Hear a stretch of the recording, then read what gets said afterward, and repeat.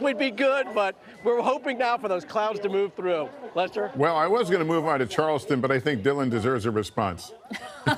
Besides just throwing my arms up in the air. That one cloud, you've got 20 minutes. Hopefully that cloud will clear out. That was a pretty good response, actually, on the fly there. Let's jump time zones to Charleston, South Carolina, the last U.S. city in the eclipse's path of totality. That's where we find NBC's Al Roker on the deck of the USS Yorktown Aircraft Carrier Museum. And those are clouds I see in your background there, Al. They are, Lester, but as I put my glasses on, there's enough of a break that we're actually seeing maybe a little bit less than a third of the sun being covered right now. It's pretty impressive. Folks are looking up. They're all oohing and eyeing a bit because we have gotten some bright overcast, so some breaks. Joining me right now is Dr. Kelly Carrick. She is an astrophysicist from the Harvard-Smithsonian Institute, and you study solar weather.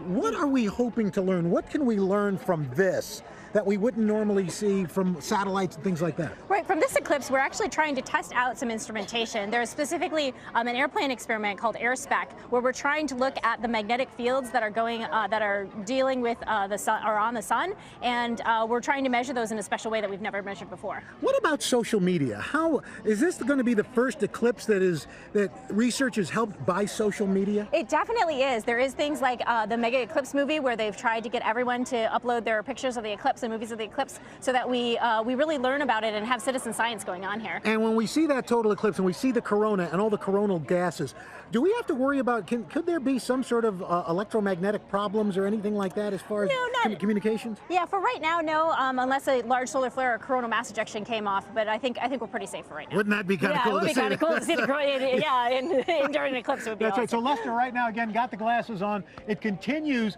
in this, and in fact, I was going to ask you, Kelly, once this happens, with this kind of cloud cover, what will we be seeing here? Okay, with this type of cloud cover, we still have some patches of blue sky around, so that's going to go completely dark, like the night, and you're going to be able to see the stars there.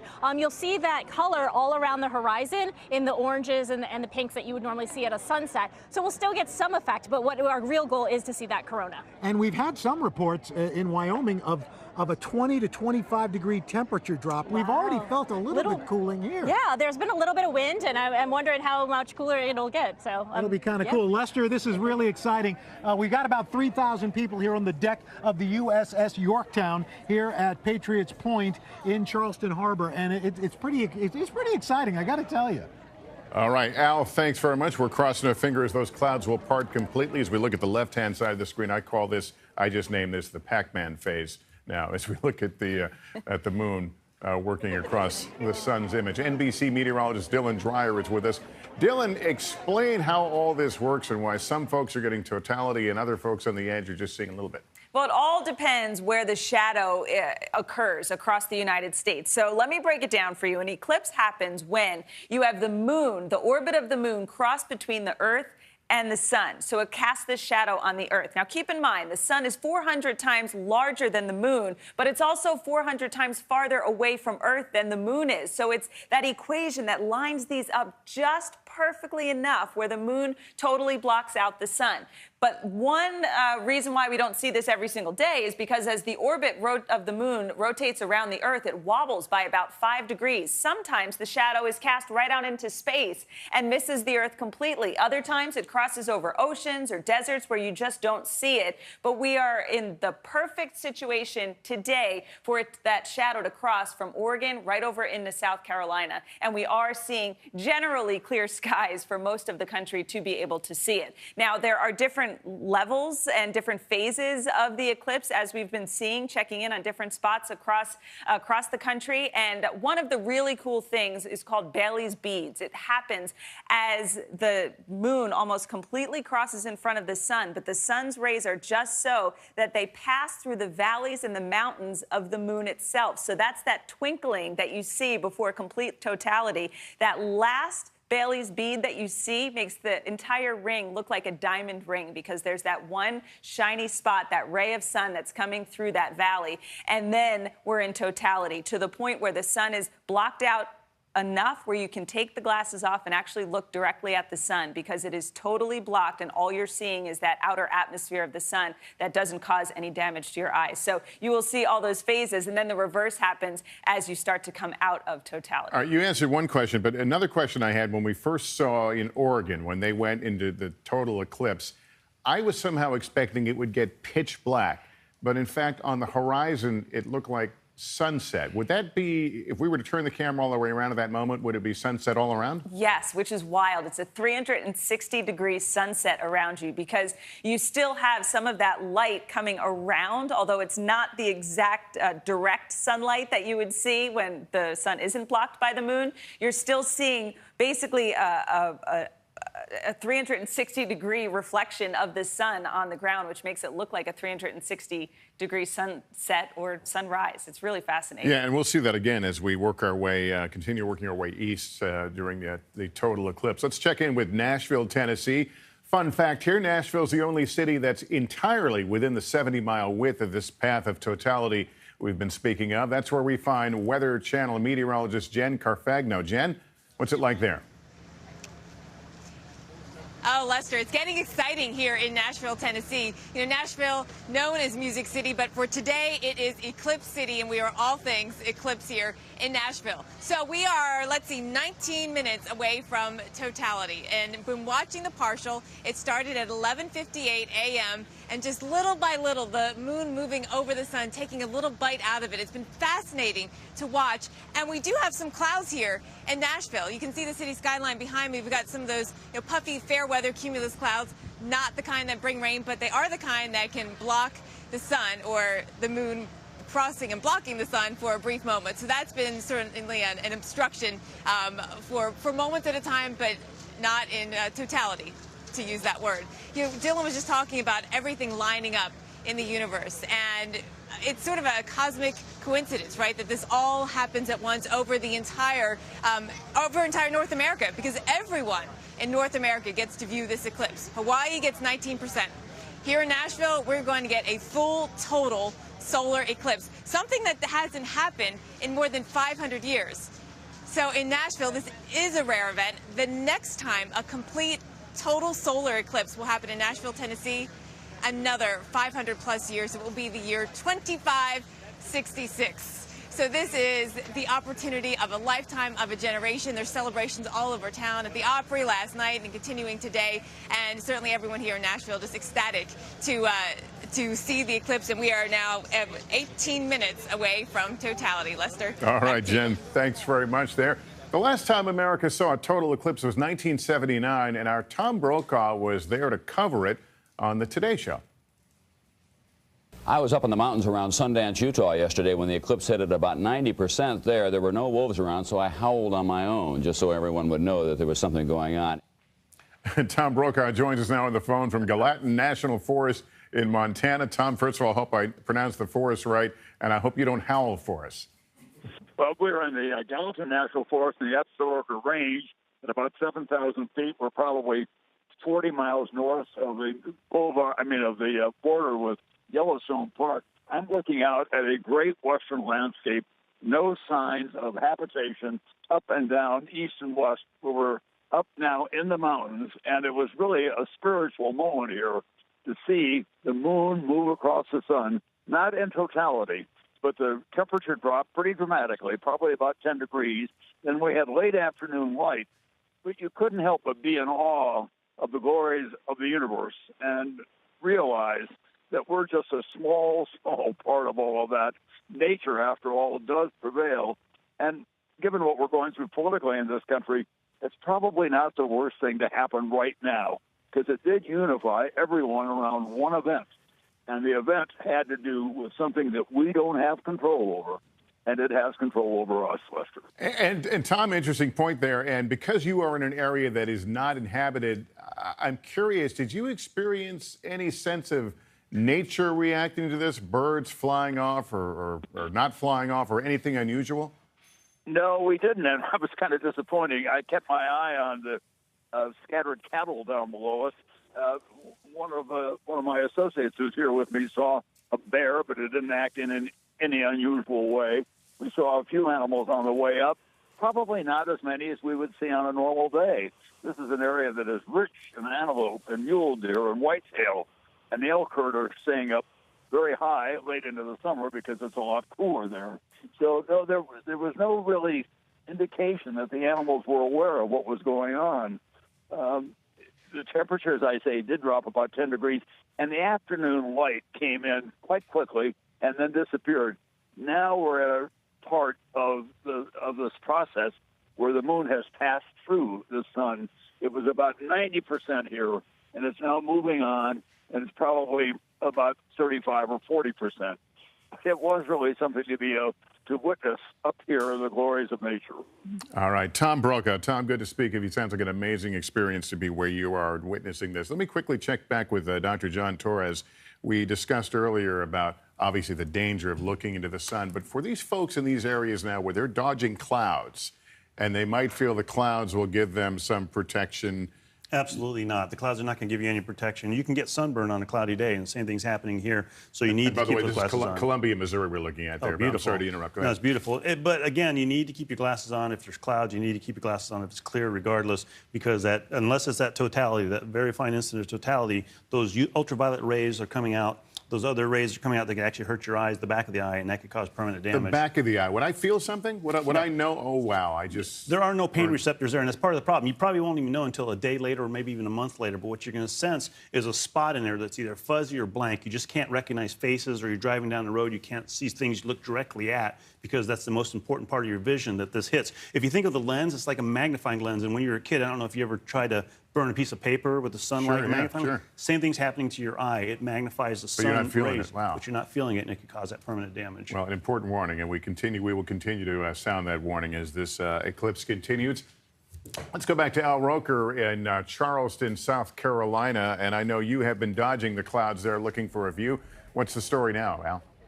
Well, we've got a bright overcast right now, Lester, and I would say we are about 50% obscured. Looking up right now, it's like looking at a crescent moon, which is kind of cool. And we've got probably the brightest picture we've seen since this has started. And folks now looking up, they're watching, they've got their glasses on. And what's interesting, as this gets closer to the coast, the moon shadow is going to start moving faster. Right in the center of the country is where it slows down the most, about 1,400 miles per hour. But as we get closer to the coast, it gets faster and faster. We're on the deck of the USS Yorktown here and at Patriots Point. And you can see Eclipse on a warship, and these kids are really enjoying it. It's really pretty impressive to see right now as this happens. And we are starting to get a little cooler now as well. Temperatures are starting to drop a bit, so we are feeling a little bit less heat as this comes down. You can see clouds are all around us, showers and thunderstorms hanging offshore, and that's been good news so far. We're about 30 minutes from totality here as this moves along, but it really is moving at a pretty good clip, and there doesn't seem to be much in the way of disappointment. And to emphasize what the doctor said, think about a cloudy day. Sometimes you end up with a sunburn. Well, it's the same thing with your eyes. Just because there are clouds out there doesn't mean you are going to be immune from getting damaged, ocular damage. And by the way, just a side note, usually every other Sunday, we have brunch at a place called Fred's at Barney here in New York. And there's a lady, her name is Lee. She's 103 years old, Lester. And we saw her yesterday on my birthday, and she told me that she remembers the last coast-to-coast eclipse in 1918. She was 4 years old. Wow. And that was kind of cool. Great story, Al. I want to bring in Dylan Dreyer very quickly. Dylan, we saw behind Al, looks like that typical kind of southeast summer buildup there.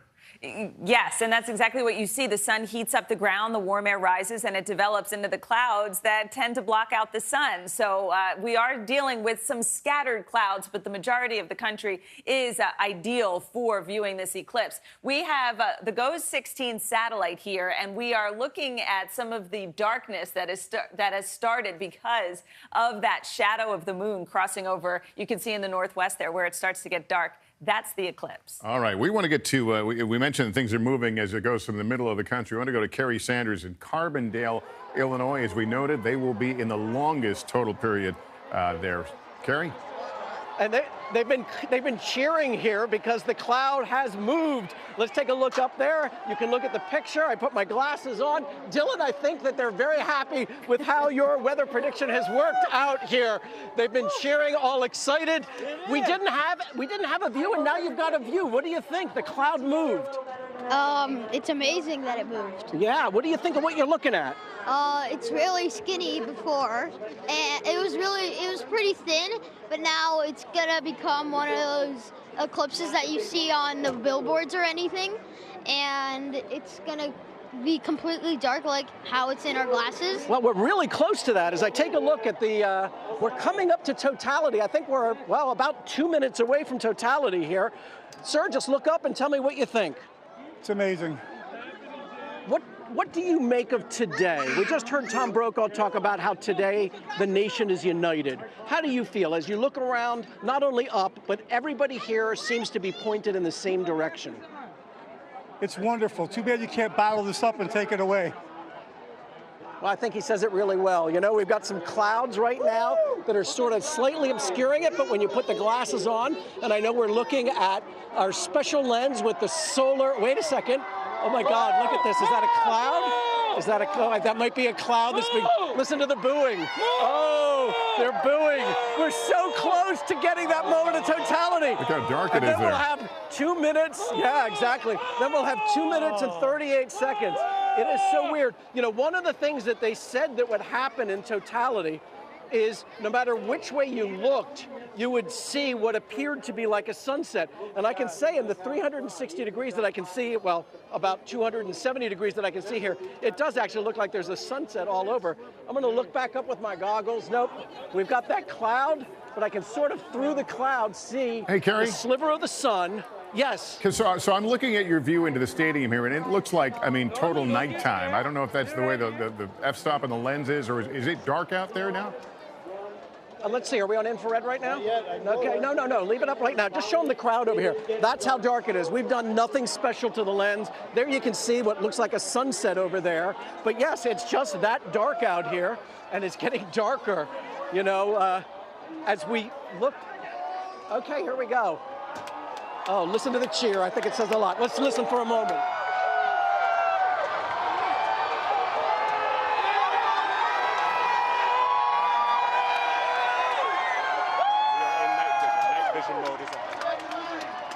Okay, now we've switched over to night vision because day has turned to night here, and folks are watching every little detail. I'm going to step down over here. Let's see here. Describe what you see. Man, it's crazy. Like, we thinking with the clouds that it was going to like cover it, but we was actually able to see it. Like, it's incredible. So we had 2 minutes and 38 seconds, but we're not going to get the full 2:38 because of that cloud. Now we're just hoping to see that cloud move. Exactly. At this little moment that you're sharing with the rest of the nation, what do you feel in your heart? Man, it's incredible actually to be here like amongst all these people and for everybody to come together to see this. I think it's incredible. I spoke to a gentleman over here who told me that, you know, in a divided nation, he'd like to bottle this moment up and keep it. How do you feel in a country where we have so many divisions that today 15,000+ people are standing here in Carbondale inside this stadium looking up and sharing a moment together? I think it just shows us how powerful we can be when we all come together, even with everything that's going on. You got all different type of faces and people out here. They came together for this moment. It is incredible. It really is. I'm kind of giddy and sort of in awe of all of this with Mother Nature. Yeah, man. It is like I didn't know this was possible, like, especially in our lifetime to be able to see something like this, like, it's crazy, it's incredible. All right, great. Well, that cloud looks like it's still moving along, Lester, so it's dark. I mean, it is dark. Interestingly, I don't know how it shows up on the infrared, but look over there and you can kind of see off in the distance what is that sunset in various directions, all the way along. Yeah, Dylan was describing this this effect of watching a sunset, but it's at literally 360 degrees around. Okay, let's listen again. Here we go. Turn around. Everybody's excited as we look up. There's some cheering. Oh my God, there we go. We can see it through the cloud. looks like it's going to break through. I don't know. There's a lot of hope here that we're going to see that cloud move before the moment of totality is gone. You know, they said the longest in the country would be right here at 2 minutes and 38 seconds. Oh, wait, here we go. It's now, there we go. I can see it with my naked eye. It really is that corona. Love it. Wow. Oh, that's cool. So I got to say, I'm a little breathless. This is a really giddy and awesome moment. Oh, wow. There we go. Okay, here we go. And now daytime is returning. Let's take a look back up there with the camera. The daytime is returning. And as you look at the stunt, there we go. Look at that. Put my goggles on. There we go. So, the moment of totality was to be 2 minutes and 38 seconds here. I think we glimpsed maybe about, I'll be confident, maybe we saw about 23 seconds of totality, but you know what? Nobody here seems disappointed, Lester. I think you got the total experience, and I think we were all vicariously along for the ride there. What an amazing scene. And by the way, that's a college stadium, high school stadium? What is it? It's a college stadium. We're at Southern Illinois University, home of the Fighting Salukis. Woohoo! And they've come from all over. People have driven long distances to be here to experience this. In fact, we found some people in the stands that are foreign exchange students from Pakistan, from Afghanistan, from Spain, and then, of course, all the surrounding states. And I'll tell you what, I don't think anybody's disappointed. Disappointed you didn't get the 2 minutes and 34 seconds. Yeah. But it's once in a lifetime achievement. So no disappointment because of that cloud? No, we just saw it. Okay, great. Well, there you go. No disappointment here. It was something that you feel all the way through your body. And of course, watching it. Now we're watching it go the other way, Lester. Well, thanks for taking us for the ride. Kerry Sanders and the folks there in Carbondale, Illinois, witnessing quite a sight. We're going to take a short break. We'll be back. No, we're not going to take a break. We're going to keep going here as we continue our coverage of the great eclipse making its way. It's going to be exiting the United States in about 20 minutes or so. Charleston will be the last American city to get a look at it, and that's where Al Roker is standing by. Al? Hey, Lester, looking up right now, we've got a little thicker cloud cover at this point, so it's kind of obscured. When I looked at it literally about 30 seconds ago, we were about 2/3, I'd say almost 3/4 obscured, and now we are still waiting for these folks to try to come in. We've got all these folks just been kind of waiting. Any disappointment yet? Not yet? Still feeling okay? All right, they're still feeling good. So we've got a couple of folks here. Come on in. We're going to help. Introduce yourself, sir. Douglas Terrier, Chief Technologist. And I'm Gordon Chin. Nice to see you. So you guys are here. Are you at all disappointed with the cloud cover at this point? Well, I think it's for we're not seeing as much as we'd like to see of the corona and so on, but with the glasses, we've been able to see quite a lot. So I think it's going to be still a spectacular show. Even this is your business, but you still get excited about it? Of course, you know, why not? This happens with all these people around, the energy, you know, and once in a lifetime activity like this. Let me take a look up here. Oh, yeah. Quickly. Yeah, we're kind of obscured at this point. What will we learn out of this? From all that's going on, what do you hope? What's the one takeaway you're hoping to come away with after this? We're trying to learn more about the way the sun corona behaves, and so that's the atmosphere right around the sun. It's the region next to the sun that we can only see when it's obscured by the moon. And so this is a perfect opportunity with a almost 2-hour transit from coast to coast, with all the assets we have to see that dynamic behavior over a long period. And the important thing is, even though it looks obscured for us here through the clouds, all our instruments are above the clouds, and we're getting great pictures and learning what we need to learn. Do you hope this is going to inspire the young generation, all these kids who are here, to really appreciate STEM and what's going on right now? I think it's going to be awe-inspiring. I work on a satellite that's orbiting the moon right now called the Lunar Reconnaissance Orbiter. It usually looks down at the surface of the moon, but during this eclipse, it's going to take a picture of its shadow on Earth. So at totality, we should all wave to the moon. So we got a picture taken.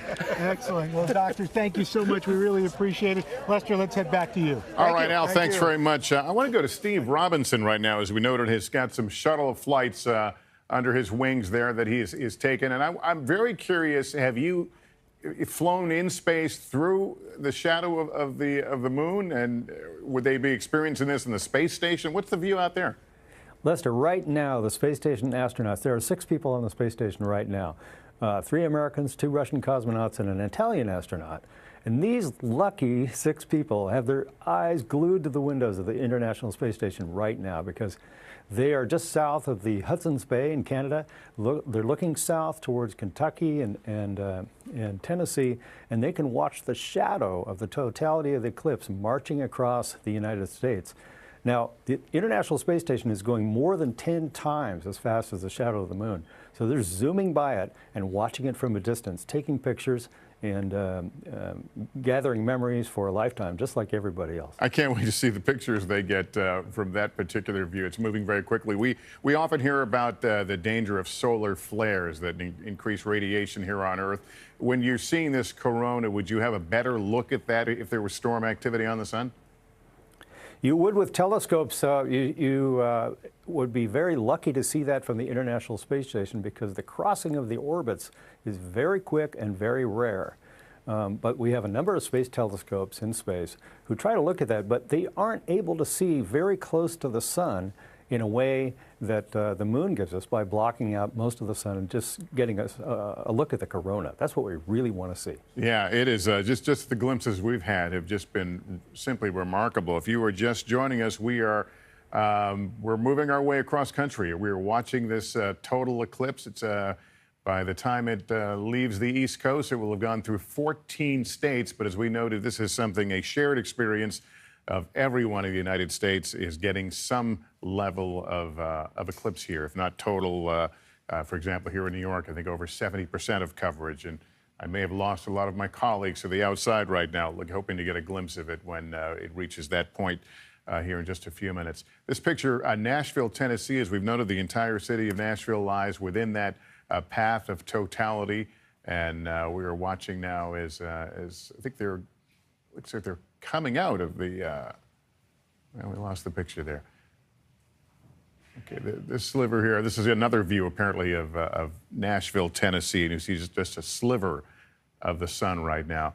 Dylan, explain to us why this is accelerating now as it gets closer to the shore. Well, it's because the Earth is round. If you were to shine a flashlight on a flat piece of paper and just move it from northwest to southeast, you would see it occur the same duration of time for each city. But because the Earth is round, it goes slowest right in the middle of the country, and then it starts to speed up again as it wraps around. And then once it exits off of South Carolina, you can see it's crossing over nothing but ocean. So that's why we're really fortunate to get it right here. And once it exits, that's it. Maybe a few boats. So if you're a ship at sea, you might see it at some point today, passing over. Exactly. If you are right in that spot, but otherwise, you miss it.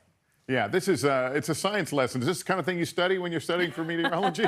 This is the kind of stuff that fascinates me because, you know, if we take our scientific instruments here, a flashlight and this little ball. If you think about the orbit of the moon around the Earth, it moves north and south by about 5 degrees. So often the shadow of the moon is passing out into space or to the North or South Pole. So you really have to be just in the right spot for that shadow to cross over the United States. And again, it's been almost 100 years since that's happened for us. Yeah, I don't know what's more exciting, watching the images from the sun and the moon or watching the faces and the reactions of the crowds in those places when it reaches totality. We are going to take a short break. We will continue our coverage. Charleston, South Carolina, certainly waiting now for its moment in the sun, or should we say out of the sun there. They're dodging the clouds there. We're going to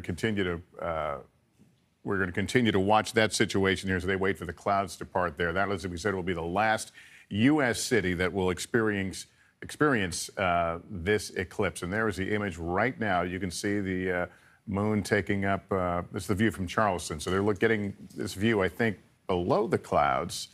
I'm not sure where this camera is coming from here, but this is what it looks like there as the clouds continue to pass in Charleston, South Carolina right now.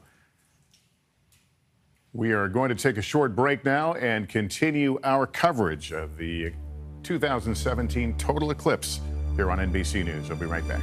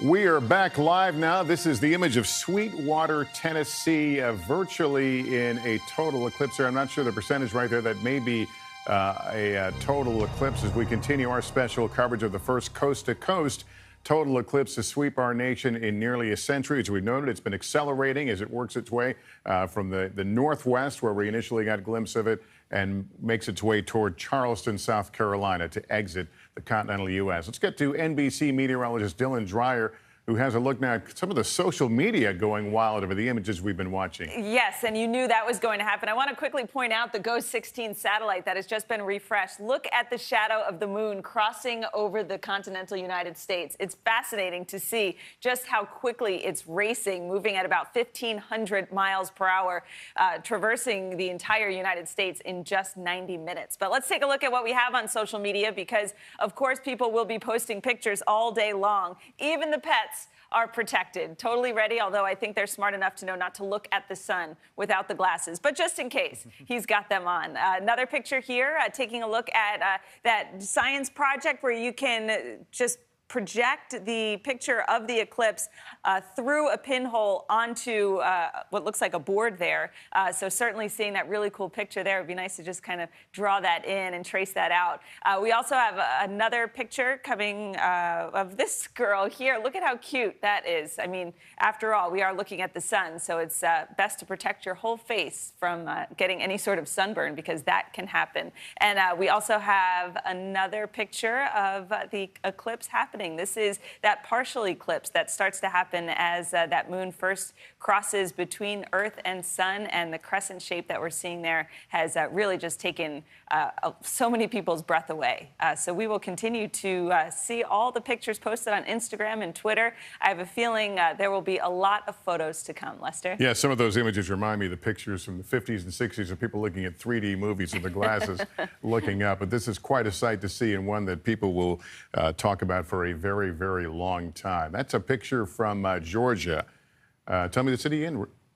Raven Gap, Georgia is where this image is coming to us from. And that image that Dylan showed us a moment ago from the satellite showing showing us the shadow reminded us that this is a shared experience, even in places where there is no total eclipse. We are all feeling some effect of the sun being at least partially blotted out by the passing of the moon. Let's go back out to Charleston, South Carolina. We mentioned it'll be the exit point for the continental United States of this eclipse, but it's also a bit of a trouble spot because they've got clouds offering a hide-and-seek view of the sun. Al Roker is there. Al? Well, actually, Lester, you know, we've got a break. We got some breaks in the clouds now, and this is about as bright as it's come this close. It's pretty impressive. Let's ask some folks. So what are you thinking now? Oh, loving it. Yeah? Yeah. Came all the way from Vermont for this. You came from Vermont? Yes, we did. Wow, that's pretty impressive. What do you think? Awesome, amazing. It is simply Worth it. Where'd you guys come from? Florida. Florida. You come from Florida. Okay, have you guys checked it out? What do you think? I think it's awesome. Very awesome. Pretty. Now you've got a much better vantage point. You're a little closer to the sun right now. What's it look like? It's really cool. Really cool. Yeah, that's a general consensus. And guys, I got to tell you, it's cooler now. It's about 10 degrees cooler than it was just about 30 minutes ago. And it's starting to get a little darker now. The shadows are starting to sharpen up, which is kind of interesting. Let's bring in Dr. Chen one more time. So, Doctor, we're starting to get this kind of twilight now. Yes, you know, in totality, if it was clear, you would see a pink horizon, like dawn and dusk. Yeah, because right now we are literally 360 ringed by clouds, but just enough overhead. Oh, I think it's fantastic. This is going to clear up. I think you brought us great